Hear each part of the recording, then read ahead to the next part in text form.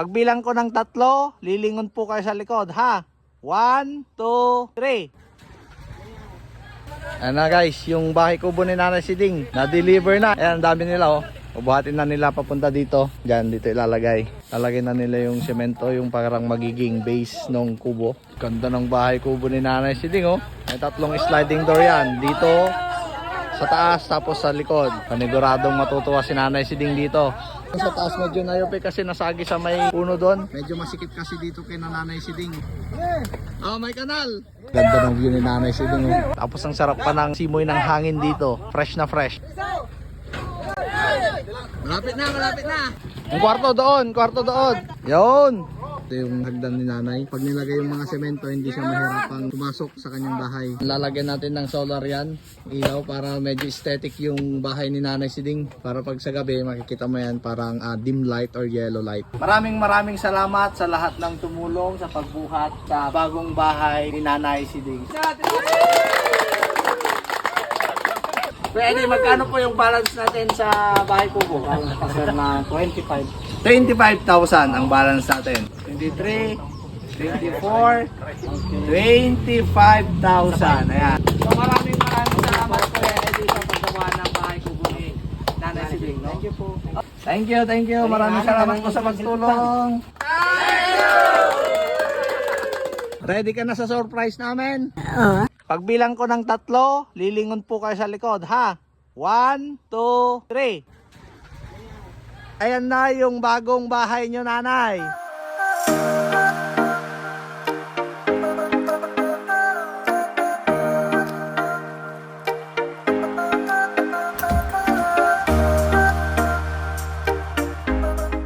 Pasok ka na sa magiging bagong kwarto mo, Nay. Ayan. Pag may gusto siyang kasamang katabi, pwede yan kay Nanay kasi medyo maluwang yan. Salamat anak ko.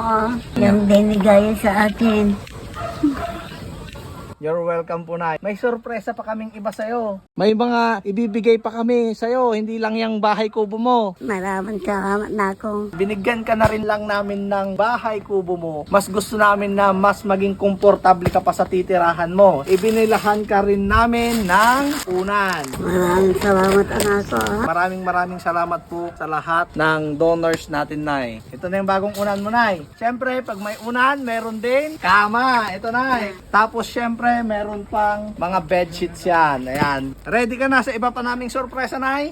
Oo. Groceries, Nay. Ito po yung groceries. Meron ka ng kama, meron ka ng unan, at syempre may mga dilata, mga stocks ka, sabon, shampoo, gagamitin mo sa Christmas, saka tinapay na stocks mo. Syempre, pag may pagkain, hindi mawawala ang... Yan, meron kang isang sakong bigas, Nanay. Ibinilan ka namin ng Insure. Para sa iyo yan, Nay. Kakain yan. Gatas yan, Nanay. Para sa matanda yan. Pre, maraming nagsasabi na kailangan mo rin ng vitamins. Tapos, meron ka ng Insure, meron ka ng multivitamins, tapos vitamin B12 para sa matatanda tunay, ha? Bukod sa mga yan, Nay, bibigyan ka pa namin ng... Maraming salamat na ako. Wala akong may pera. Namatay ng asawa ko. Walang namatay ng 4 na kapatid ko. Ako na lang ang bubuhay. Salamat anak ko. Tulong niya siya. May isa pa akong ibibigay. Ha? Oo. Ready ka na?